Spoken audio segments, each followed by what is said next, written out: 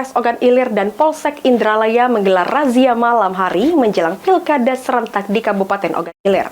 Hal ini guna menjaga stabilitas Kamtibmas Pesta Demokrasi Pemilihan Kepala Daerah. Akan dilakukan kegiatan 21. Melibatkan 152 personil dari berbagai satuan, Polres Ogan Ilir menggelar razia.